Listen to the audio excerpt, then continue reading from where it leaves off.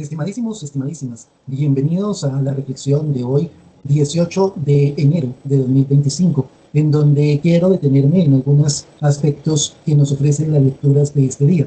La primera tomada de la carta a los Hebreos, en el capítulo 4, versículo 12 al 16, en donde nos habla de, en la primera parte, la palabra de Dios afirmando que es viva y eficaz, más tajante que espada de doble filo. Penetra hasta el punto donde se dividen alma y espíritu, coyunturas y tuétanos, juzga los deseos e intenciones del corazón. Y quiero señalar allí una cosa. Cuando hablamos de la palabra de Dios, no tenemos que comprenderla como tal, como el texto bíblico. Realmente, la Biblia es un conjunto de escritos que son interpretaciones y testimonios de lo que se fue comprendiendo como la acción y la voluntad de Dios en momentos históricos diversos. Pero realmente la palabra de Dios es algo diferente. Es la acción y la voluntad misma de Dios. Esa es su palabra. Y desde ese punto de vista, tenemos que señalar que la acción de Dios es dignificar y plenificar lo humano y toda la creación, pero principalmente lo humano. ¿Eso qué quiere decir?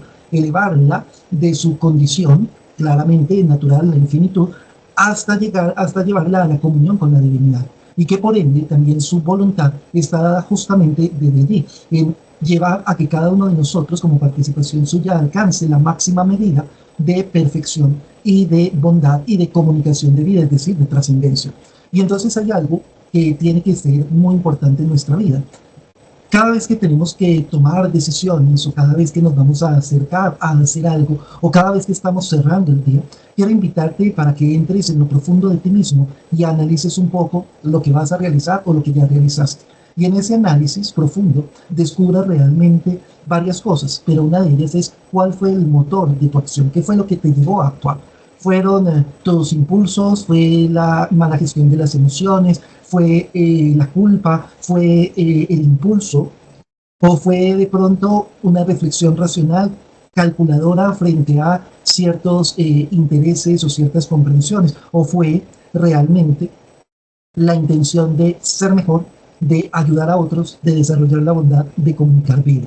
Y entonces quiero invitarlos para que ese sea el motor de todo lo que hacemos. Cada vez que vas a realizar algo, pregúntate, ¿esto me va a ayudar realmente a ser mejor? ¿Esto me va a ayudar a comunicar vida? ¿Esto me va a ayudar a trascender? ¿Esto me va a ayudar a crecer? ¿Esto va a ayudar a crecer a los demás? Ese tiene que ser el primer filtro. Claramente, también cuando vamos a actuar o decidir algo, pues tenemos que entrar a mirar si protege o no la dignidad, qué impacto va a tener, qué consecuencias va a tener. Pero el texto de hoy nos habla de esos deseos del corazón. Hay una cosa muy bonita en la espiritualidad mística, y es que se señala que la principal manera como Dios actúa en el ser humano es por medio del deseo. Ese deseo que tenemos interno y profundo de ser mejores, de crecer, de desarrollar la existencia y de comunicar, impactar con nuestra vida en otros, ese deseo que es el deseo divino, que es el llamado de Dios inserto en el corazón, que es la acción más profunda de Dios en el ser humano, tenemos que llegar a una conexión tan profunda con ella que realmente se convierta, repito, en el motor de la existencia. Por otro lado, en el Evangelio, que está tomado de Marcos en el capítulo 2, versículo 13 al 17, nos encontramos unas cosas interesantes. Nuevamente Jesús sale a la orilla del mar y dice que la gente acudía a él y él les enseñaba. Recordemos que él ya había en la oración logrado comprender que la tarea principal estaba en comunicar la experiencia, no quedarse en un activismo solamente, sino brindarle realmente al ser humano el fundamento que hace posible el crecimiento y la transformación.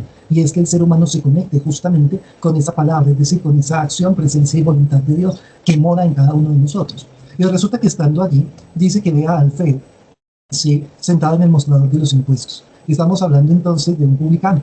Y tenemos que recordar algunas cosas. En primer lugar, los publicanos eran personas que cobraban los impuestos para Roma y que realmente pertenecían al pueblo, ¿cierto? Pero eran funcionarios del imperio. Y habían varias formas de trabajo.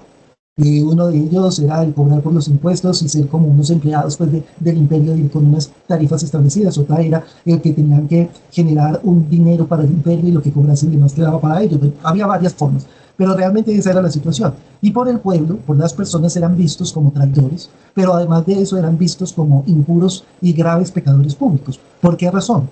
Porque recuerden que para la tradición profética, y esto es muy importante, la voluntad de Dios, que es la real, más allá del tema del culto, que nos lleva muchas veces a las falsas seguridades religiosas, la voluntad de Dios real es la justicia y el derecho. Y resulta que esta gente estaba trabajando para los opresores, el imperio, que muchas veces iba en contra de las condiciones incluso mínimamente dignas del pueblo mismo.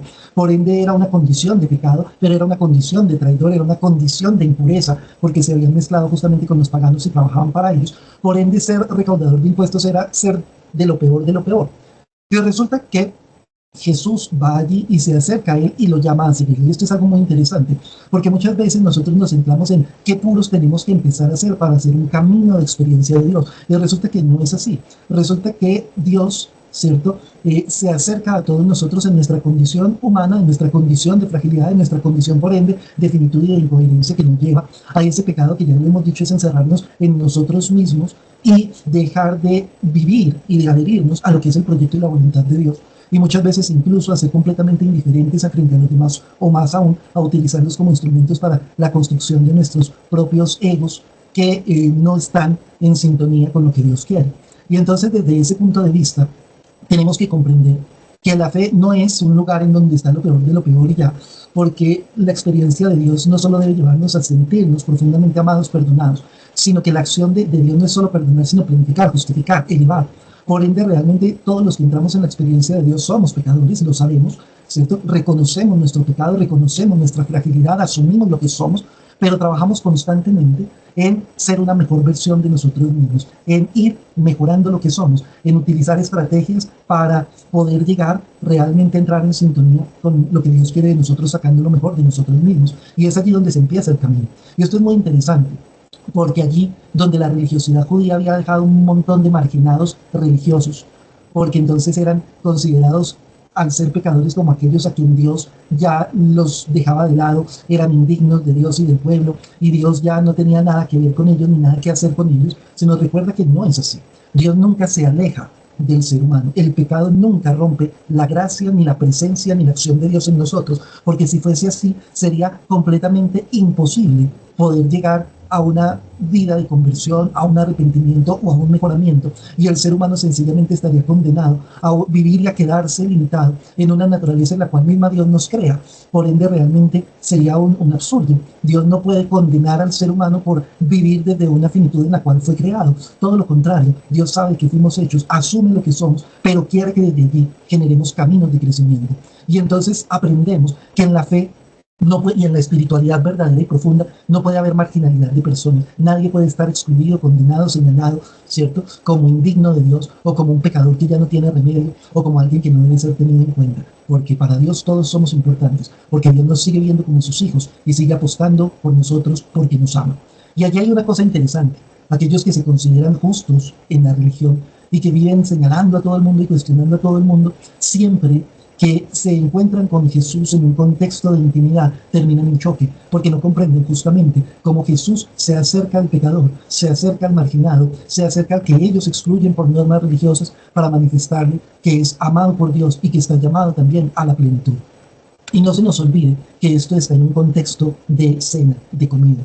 Muchas veces nosotros hemos caído en legalismos que desvirtúan completamente lo que es la Eucaristía.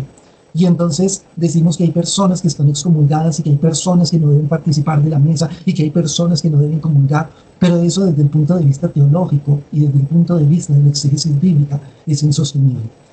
Jesús es ese pan que se parte y se entrega a todos sin excepción y que nos dice, hagan esto en memoria mía, es decir, en medio de su finitud, de su fragilidad, de su pecado, descubren que están llamados también a tomar su vida, a construirla, a desarrollarla y a entregarla a los demás para seguir comunicando vida. Y eso es lo que tenemos que hacer en nombre suyo. Dios les siga bendiciendo. Si te gusta el contenido que hemos hecho hasta el momento y vamos a continuar realizando, no se te olvide suscribirte al canal. Por favor, darle like a los videos y también dejar tus comentarios. Y no se te olvide visitarnos en teopraxis.com. Muchas gracias.